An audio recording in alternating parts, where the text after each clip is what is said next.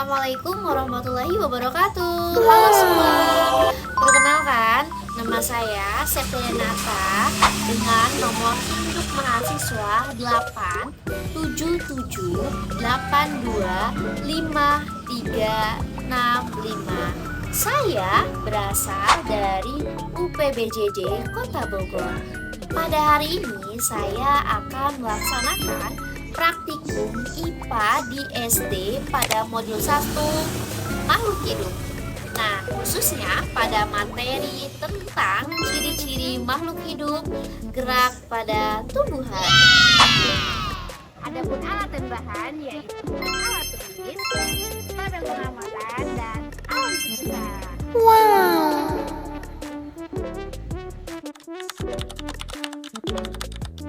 Tujuan pengamatan pada ciri-ciri makhluk hidup ini yaitu untuk mengamati ciri-ciri makhluk hidup yang ada di sekitar tempat tinggal. Setelah dilakukannya pengamatan, terdapat 10 makhluk hidup yang telah ditemukan, 5 hewan dan 5 tumbuhan. Yang pertama, capung. Capung adalah makhluk hidup yang dapat bergerak, bernapas dengan trakea, makan, tumbuh, berkembang biak secara bertelur, peka terhadap rangsang dan mengeluarkan zat sisa. Adapun ciri khususnya antara lain memiliki 2 pasang sayap bening, mata menjebuk besar, tubuh ramping, serta hidup di dekat air dan memangsa serangga kecil seperti nyamuk. Yang kedua, ayam. Ayam merupakan makhluk hidup yang menunjukkan ciri-ciri kehidupan, seperti bernapas dengan paru-paru, bergerak aktif, dan tumbuh dari kecil hingga dewasa. Ayam juga membutuhkan makanan dan air, berkembang biak dengan bertelur, peka terhadap rangsangan sekitar, mengeluarkan zat sisa, dan akhirnya mengalami kematian. Yang ketiga, semut. Semut adalah makhluk hidup yang bernapas, bergerak, tumbuh melalui metamorfosis, makan dan minum, berkembang biak dengan bertelur, peka terhadap rangsangan, mengeluarkan zat sisa, dan akhirnya mati.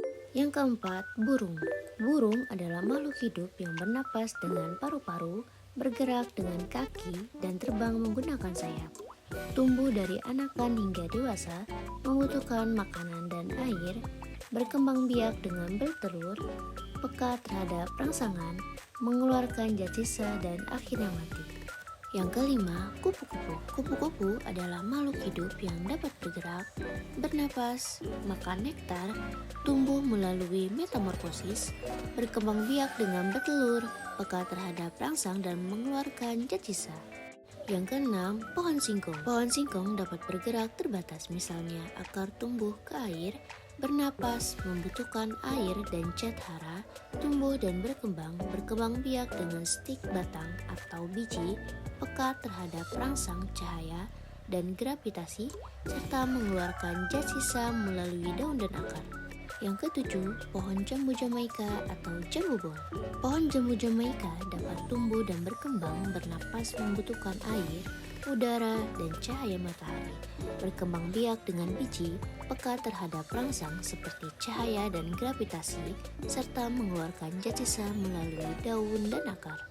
Jambu Jamaika ini berasal dari Asia Tenggara, terutama daerah Malaysia dan Indonesia, khususnya wilayah tropis lainnya. Yang kedelapan, pohon pepaya. Pohon pepaya dapat tumbuh dan berkembang, bernapas, membutuhkan air, udara, dan cahaya matahari, berkembang biak dengan biji, peka terhadap rangsang seperti cahaya dan gravitasi, serta mengeluarkan zat sisa melalui daun dan akar. Pohon pepaya berasal dari daerah tropis Amerika Tengah dan Amerika Selatan, khususnya wilayah Meksiko bagian selatan dan Nicaragua.